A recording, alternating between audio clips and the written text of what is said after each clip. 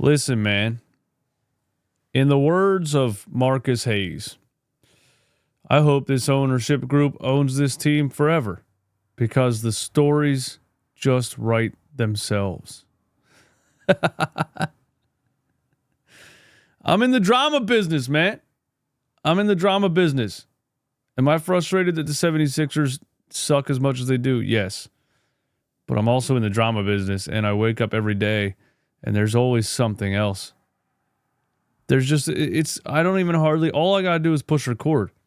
Anyway, listen, I heard a little rumor today that in Paul George's post-game press conference, he has begun to play the blame game. He has begun shifting the blame or starting to point the blame because Paul George is one of those kind of guys that it'll never be his fault. You know what I mean? Let's just talk about it. Let's go right over to Keith Pompey's article on The Inquirer. Okay, Paul George says playing with Joel Embiid is a bigger challenge than expected, but I'm here to learn. George has been less effective in 16 games alongside Embiid this season, but he said he will figure it out. Let's see what was asked and what Paul George said. It was an obvious question. Paul George provided an answer. Embiid is unique, ball-dominant, highly skilled 7'2" center in an era. There is no real comparison to play center. Who asked him the question, bro? He was asked, Paul George was asked if playing with Joel Embiid is a bigger challenge than anticipated. Paul George said, absolutely. Absolutely. I'd be lying if I said I thought I came here and I thought this would be an easy process. It's been challenging. It's definitely been challenging. But I'm here to learn and figure it out. He's an unbelievable talent. He makes the game easy with just his presence, his attention that he draws.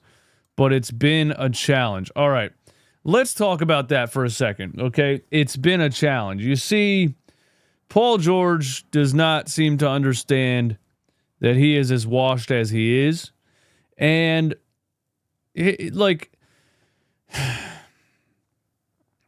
Paul George is washed, bro. Like, that's the only real problem with this. Joel Embiid is washed too, don't get me wrong. For all you Paul George stands in the comments that are going to come at me. Joel Embiid is also washed, you know? But when Joel Embiid has the ball and he kicks it out to Paul George, and Paul George either stumbles into the lane like a drunken 47-year-old alcoholic and trips over his own feet and kicks it out to Kelly Oubre, contested in the corner with 2 seconds left on the shot clock, you know, or he catches the ball off a double team wide open as he's ever been in his life and just shoots a generational brick. It's just the fact that he's washed, bro. You can't just say, oh, it's been difficult playing alongside this guy or this guy. Why? Why has it been difficult? You're getting wide open shots. You're getting drives to the rim. You suck. That's what's happening. You suck now. You have no speed. You have no elevation. You can't get to the rim. You can't jump. And your jump shot's broken because you don't have any legs. You're washed. You're getting the opportunities. You can't say it's because you're playing alongside any certain player because we can pull up the highlights of every game, not the highlights, the lowlights of every game. You're getting the ball in space. You can't score anymore, dude. George had 14 points on 5 for 12 shooting to go with 2 steals and 2 turnovers against the Raptors. In 16 games with Embiid this season, the 9-time All-Star is averaging 13.9 points on 40% shooting from the field, including 31 of 98 on three-pointers. However, in 18 games without Embiid, Paul George is averaging 18.9 points on 45% shooting on 41.4% on threes. I mean, that 3-point percentage is pretty good without Joel Embiid, really. 18.9 points on 45%. It's a lot more drastic than I thought it was. Hold on a second, man. Hold up. I was actually about to go over to StatMuse and look up these stats, but shout out to Keith. Did it for me. That's a lot more drastic than I thought it was. George had 14 points on 5 for 12 shooting to go with 2 steals and 2 turnovers against the Raptors. 16 games with Embiid, 14 points per game, 40%, 31% from 3. 18 games without Embiid, 19 points per game, 45% shooting, 41.4% on threes.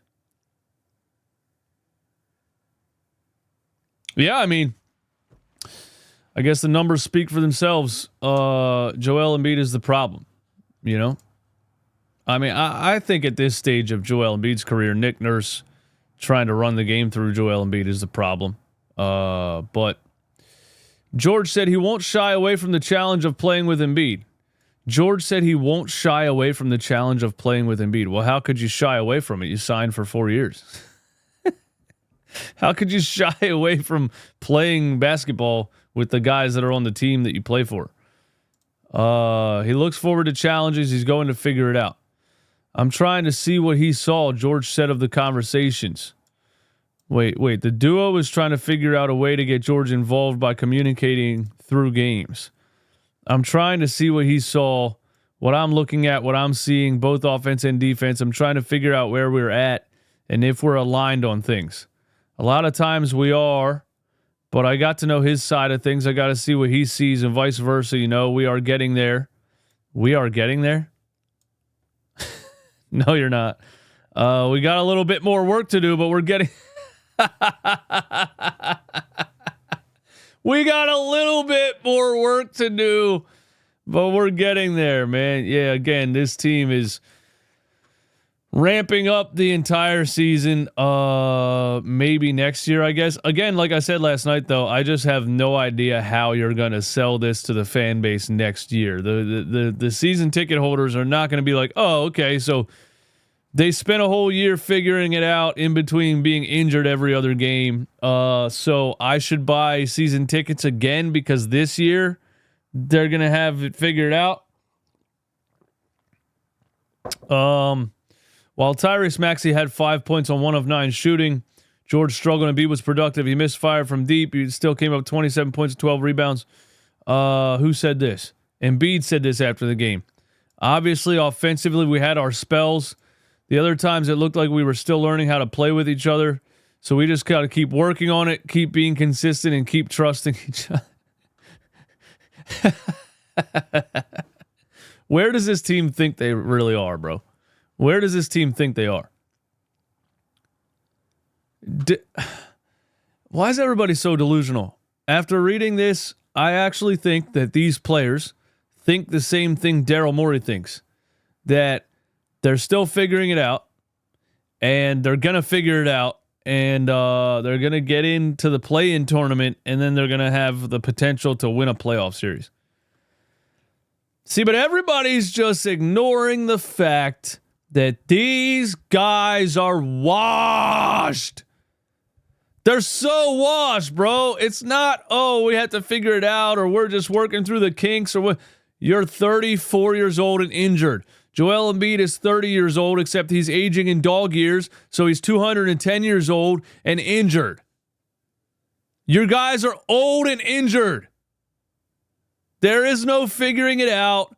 There is no chemistry and, I just got to figure out what he's seeing, and we got to work together, and we got to continue to communicate and work on it. There's nothing you can work on besides finding a magic genie that has a potion that can age you in reverse. Why does everybody refuse to accept that age is real, players have an expiration date, and it's fucking over? Oh, no, man. But before I get out of here, I want to talk about what Nick Nurse said last night in his press conference because it's weird, okay? Tyrese Maxey had a bad game, and instead of Nick Nurse getting up there and saying, Tyrese had a bad game, he had a bad shooting night, it's not a big deal, he's been great for us this season, we have nothing to worry about. He said this. Mentioned that Tyrese couldn't really get a rhythm in this game. I guess, what do you think caused the rhythm kind of fail him? Yeah, I don't really want to speculate, too much before I talk to him, right? I have a feeling there was that there's something. I hope not, but I think there might be something physically bothering him. So I just want to check with that. Yeah. Nick Nurse says, I don't want to speculate. And then he speculates that Tyrese Maxey is injured because he had a bad game. It's just the weirdest thing I've ever heard a coach say. I don't know why you would even go in that direction. Tyrese Maxey said, I'll be fine. I'll be better tomorrow. And I'll get some rest. I'll be good. I make no excuses. I should have been a lot more aggressive today. So Tyrese Maxey flat out in plain English says, I make no excuses. Meanwhile, Joel Embiid and Paul George all season long, I got a knee, I got this hurts and I'm working through it. I got a brace on my pinky. I got this, I got that. We don't have any chemistry. We're working on it. We're trying to figure this out. Excuse after excuse after excuse after excuse. And the 24-year-old leader of this team, I make no excuses. I just don't, when are the Sixers going to move forward with the Tyrese Maxey era and let go of these old injured players? I don't know, bro. But hey, thanks for tuning in, and I'll see you guys next time.